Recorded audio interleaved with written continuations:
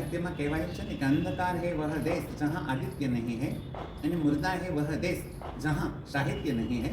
વિશ્વ માતૃભાષા દિવસ, જેને 21 ફેબ્રુઆરી આપણે કહી શકાય, અને ગુજરાતીનું પ્રદર્શન તો છે જ, સાથે સાથે અન્ય ભાષાઓને પણ આપણે આવરી લીધેલી છે.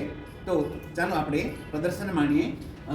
જેમ કે અહીંથી મીરાબાઈથી શરૂ થયું છે, ત્યારબાદ છે નરસિંહ મહેતા, તેમજ અહીં પ્રેમાનંદની પંક્તિ પણ લગાવેલી છે. આ ગુજરાતી સાહિત્ય પ્રદર્શન છે, વિભાગ 1 છે, એમ અલગ ભાષાના દરેક વિભાગ આપણે અહીં ડિવાઈડ કરેલા છે. ત્યારબાદ અખો છે, પ્રેમાનંદ, કવિ શામળ, આ બધા જ મધ્યકાલીન સાહિત્યના સાહિત્યકારો છે. આ ભોજા ભગત છે, આ દયારામ છે, આ દલપતરામ છે, આ નર્મદ છે, તેમજ બાલાશંકર કંથારિયા છે. અહીં એક કવિ બોટાદકરની પંક્તિ છે. બોટાદકર વિશે કદાચ કહી શકીએ કે જ્યારે ગુજરાતની અંદર ટેપ રેડિયા ટીવીનું માધ્યમ જ્યારે નહોતું, ત્યારે ગુજરાતનું એક પણ એવું ગામડું નહીં હોય કે જે ગામડાની અંદર કવિ બોટાદકરનું જન્મીની જોડ સખી નહીં ચડે, એવું સરસ મજાનું કવિતા ગામડે ગામડે પહોંચી ગયેલી હતી. આ કવિ બોટાદકરની વિશેષતા હતી. તો હું આપણા ગઢવી સાહેબને કહીશ કે જેની એક પંક્તિ આપણને ગાઈને સંભળાવે.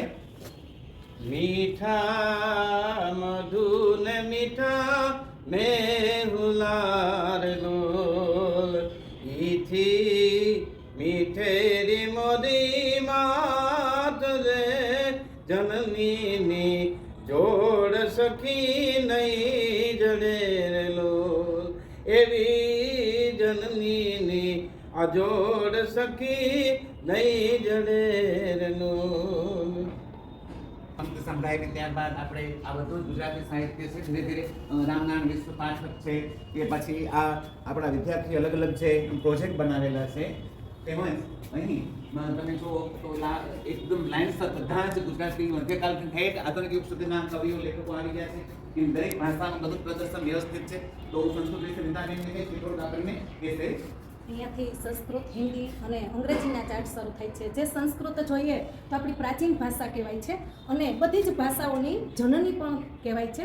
સંસ્કૃતની ઘણી બધી વિશિષ્ટતાઓ છે કે જેમાં સૌથી પ્રાચીન ગ્રંથ છે આપણો ઋગ્વેદ છે, જે સંસ્કૃતમાં લખાયેલો છે. રામાયણ આપણું આદિ કાવ્ય જે ઘણી બધી ભાષાઓની અંદર ટ્રાન્સલેટ થયેલું છે. અને સંસ્કૃતની જે મુખ્ય વિશિષ્ટતા છે કે વૈજ્ઞાનિક પદ્ધતિથી એમની વર્ણમાલા બનાવી ગયેલી, જે અથી સ્ટાર્ટ થઈ કે બીજી એક પણ ભાષાની અંદર તે વર્ણમાળા જોવા મળતી નથી. તો આવી સંસ્કૃતની અનેક વિશિષ્ટતાઓ છે. પ્રાચીન ભાષા છે, આપણા ઋષિઓની ભાષા પણ કહેવાય છે કે જે પ્રથમ તો સંસ્કૃતની અંદર જ લખાતું, પરંતુ બધી જ ભાષાઓની જનની તરીકે સંસ્કૃતને આપણે પ્રાચીન ભાષા તરીકે સ્વીકારી છે. એમ હિન્દી, ગુજરાતી, અંગ્રેજી, આમ જુદા જુદા આપણા કવિઓ અને લેખકો વિદ્યાર્થી દ્વારા બનાવેલા આપણા પ્રોજેક્ટ છે, જે આગળ સર સમજાવશે. જોઈએ તો સુંદરમની એક સરસ મજાની પંક્તિ છે કે હું માનવી માનવ થાવતું ઘણું. એવા સુંદર પંક્તિઓ તેમજ વિદ્યાર્થીઓએ છે બારીકાઈથી વર્ક કરેલું છે. તેમજ સાથે સાથે હેન્ડીક્રાફ્ટ પણ એટલું સરસ કરેલું છે, ડેકોરેશન પણ એટલું સરસ કરેલું છે. એમ અહીં રઘુવીર ચૌધરી છે, જ્ઞાનપીઠ એવોર્ડ પ્રાપ્ત થયો છે. એવા બધા જ મહેનત કરી બધું જ બાળકોએ આવરી લીધેલું છે. અને અહીં આપણા રમેશ પારેખ સુધી લેખકોને સમાવેશ કર્યો છે. તો હું હંસાબેનને કહીશ કે જેઓ થોડુંક કંઈક આપણને સમજાવશે. આજે માતૃભાષા દિવસની ઉજવણી નિમિત્તે આ પ્રદર્શન છે જે ગોઠવાયેલું છે, એની અંદર ગુજરાતના નામી સાહિત્યકારો છે, યુગના પિતા તરીકે ઓળખાતા એવા દલપતરામ છે. એમણે મનોરંજનને ખૂબ સરસ રીતે પોતાના સાહિત્યમાં વણી લીધેલો છે. એમાંનું એક કાવ્ય છે, એની થોડી પંક્તિમાં રજૂ કરું છું. સાણા સુગા ફારે બસે સ્વર્ગમાં કર્યો નિવાસ, તેનો શોકત હતી સાતથી સંતોષ વાળો હો, કવિતા જહાજનો તે માંગી પડ્યો કુવા ધંધો, ખરેખરો ખેત તે સી રીતે ટાળો. એવા મહાન અને અર્વાચીન યુગના પિતામાં એને અત્યારે અહીંયા એની કૃતિઓ છે રજૂ કરવામાં આવેલી છે. અહીં આપણે વિશ્વ માતૃભાષા દિવસ નિમિત્તે જો કે ભગવત ગો મંડળને પણ એના નવે નવ ભાગને આવરી લીધેલો છે. તેમજ ભાષાને લગતું પ્રદર્શન એટલે કે તમે જુઓ તો શણગાર પણ એ રીતે બાળકોએ કરેલો છે. તેમજ હવે હું ઇંગ્લિશના એક હાયર સેકન્ડરીના છે મનીષાબેન જેને કહીશ કે જે આપણે ઇંગ્લિશ લિટરેચર વિશે થોડું વધારે જ્ઞાન આપશે. We had a beautiful tour about International Language Day about Gujarati, Hindi and Sanskrit language. We knew so many things. In English, we have basic knowledge from grammar. Our student made charts and projects about grammar also. In literature, we have Shakespearean novels, Shakespearean tragedies and comedies, and romantic poets like Keats, Shelley, Wordsworth and Byron also. I have a beautiful book about Shakespeare's tales by Charles and Mary Lamb. Thank you very much.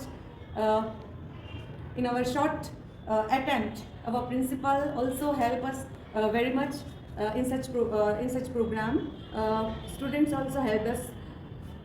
The videographer Dakshaben made a beautiful video about our short attempt. Thank you.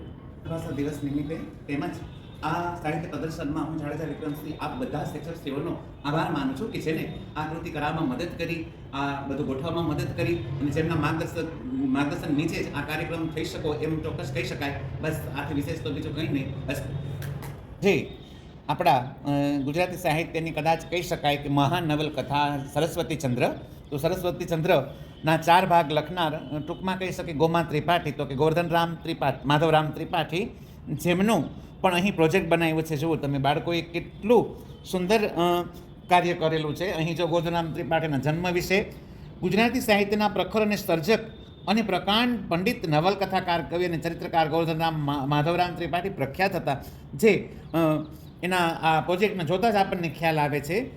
ત્યારબાદ જોઈએ તો બાળકોએ એકથી ચડિયાતા project બનાવ્યા છે. અહીં તમે જુઓ, આખો જ આપણે પુસ્તક બંધ કરી દઈ અને પછી એને ખોલી તો અહીં ગુજરાતી લખેલું છે બાળકોએ. ત્યારબાદ તમે જુઓ આખો ફૂલનો આખો એમ કહે કે ગુલદસ્તો અંદર બની જાય અને અહીં પાછું એનું બધું લખેલું છે સાહિત્ય. તમે જો એક ચડિયાતા કવિઓ છે. અહીંયા આપણે રાવજી પટેલ વિશે બાળકોએ બધું લખેલું છે. ત્યારબાદ કદાચ આપણે જઈએ તો આ આખો પ્રોજેક્ટ છે ને એ તમે જુઓ, પ્રોજેક્ટ એટલા બધા છે ને તો એનું આમ વર્ણન થઈ શકે એમ નથી. અહીં આપણા કાઠિયાવાડ મલકનો કહી શકાય ને તો એવો પ્રોજેક્ટ આખો આમાં સરસ કાઠિયાવાડનો પ્રોજેક્ટ જો એનું વિવિધતામાં એકતા જેવું જેનું દ્રશ્ય છે. આમ જો બાંધણીનું કાપડ છે, અંદર હાથી દોરેલા છે, એવું જુદું કંઈક આમાં નજારો જો આપણે અહીં મોર છે. આપણે કહેવતમાં કીધું છે ને કે કાઠિયાવાડમાં કોકદી ભૂલો પડ ભગવાન, તો થાને મારો મોંઘેરો મહેમાન, તને સ્વર્ગ બોલાવી દઉં સાંભળા. એની અંદર કાઠિયાવાડ પ્રાંતની જુદી કવિતાઓ તેમજ એના જુદા કટિંગ્સ વગેરે બાળકોએ જુદા ફોટા, જેને કહી શકાય કે આ અતિ દુર્લભ છે, આ બહુ સંગ્રહ કરીને ખૂબ મહેનત કરીને આ જહેમત ઉઠાવેલી છે. પછી ત્યારનો પોશાક કેવો હતો એ બધું જ સુંદર ચિત્રણ કહી તો આ પ્રોજેક્ટની અંદર બાળકોએ અહીં સમાવી લીધેલું છે. ત્યારબાદ જુઓ તો આ પ્રોજેક્ટ છે, આપણે જો એને ઓપ કેવો સરસ આપેલો છે, રવિન્દ્રનાથ ટાગોર છે. એમાં કદાચ આપણને ખ્યાલ હોય કે આપણો રાષ્ટ્રગીત લખનાર જનમનગણ એ લખનાર કવિ રવિન્દ્રનાથ ટાગોર હતા અને જેનું જીવન કવન તેમજ એના યુવાનીના ફોટા અને પોતે જ્યારે બંગાળમાં રચના કરેલી અને બંગાળના કવિ હતા. માણસની સાથે માણસનો આત્મીય સંબંધ સ્થાપવો એ ભારત વર્ષનો મુખ્ય પ્રયત્ન રહ્યો છે, આ એવું કહેવાનો મુખ્ય ધ્યેય હતો. અને આપણું રાષ્ટ્રગીત છે એનું આખું ભાષાંતર કરીને પણ અહીં બાળકોએ મૂકેલું છે. આને તો આપણને ખ્યાલ જ હોય કે ગુજરાતમાં 3 કવિઓ એવા થઈ ગયા કે જેને ગુજરાતની જનતાએ બહુ માન આપ્યું. એક તો કવિ કલાપી, બીજા ઝવેરચંદ મેઘાણી, ત્રીજા ઉમાશંકર જોશી. કવિ કલાપીને તો ગઝલનો મોરલો કહેવામાં આવતો હતો. તો જો બાળકોએ ડિઝાઇન કેટલી સરસ કરેલી છે. જો અહીં લખેલું છે એની પંક્તિ, પંખીડા સુખથી ચણજો, ગીતવા કંઈ ગાજો રે. અદ્ભુત નજારો છે પ્રોજેક્ટનો. અહીં જો પ્રકૃતિ તત્વો, આજ્ઞા વિશે કવિ લખતા તો આજ્ઞા એટલે પતંગિયા પણ અહીંયા બતાવ્યા છે. અહીં સુગરીના માળાના દ્રશ્યો છે, અહીં મોર કળા કરતો એવું છે, અહીં કમળ છે, વગેરે દ્રશ્યોને લઈને બાળકોએ અહીં જો કલાપીનું એક કોઈ છાપામાં જ્યારે પૂર્તિમાં આવેલું એ પણ બાળકોએ અંદર મૂકેલું છે. 26 વર્ષની વયે જ કલાપીનું મૃત્યુ થયું હતું અને આજે પણ લાઠી તાલુકાની અંદર કલાપીનું જે સંગ્રહ સ્થાન છે એ મ્યુઝિયમનો પણ બાળકોએ ફોટો મૂકેલો છે. અહીં કવિ કલાપીની જે નાનપણની જે ડેરી હતી એ ડેરીને બધું જ અંદર બાળકોએ મૂકેલું છે. એમ કહી શકાય કે કોઈ પણ વસ્તુને બાળકોએ બાકાત રાખી નથી. ખરેખર પ્રોજેક્ટના અર્થમાં કદાચ આપણે કહી અહીં જુઓ ઉમાશંકર જોશી છે.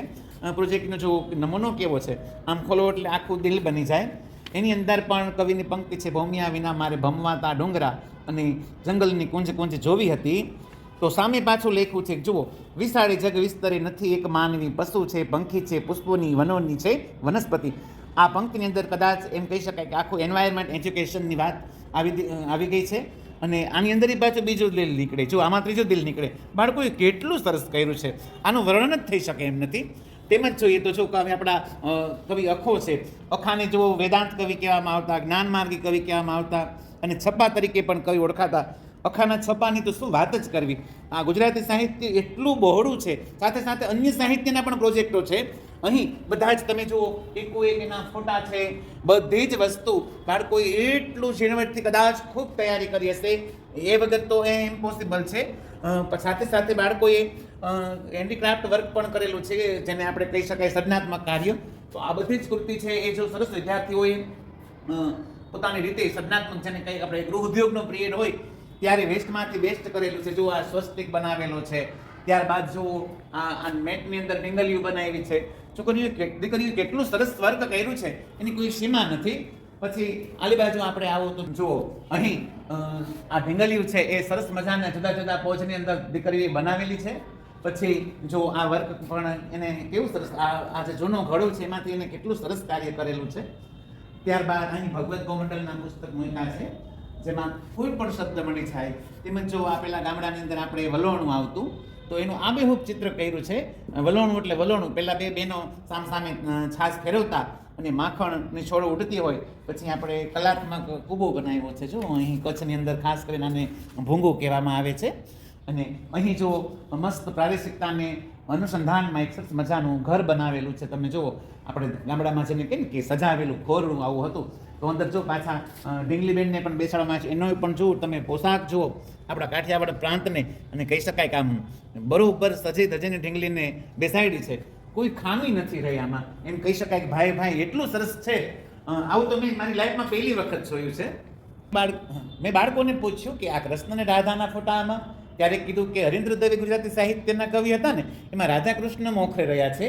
તો એ બાળકોએ રાધા કૃષ્ણના ફોટાને જુદા જુદા લઈને અંદર બધી જ ડિઝાઇન બનાવી મેટ ઉપર, અને પાછા કલર ઝેરોક્સ કરીને એની માથે એટલું સુશોભન કર્યું કે જે આપણે કલ્પના પણ ન કરી હોય.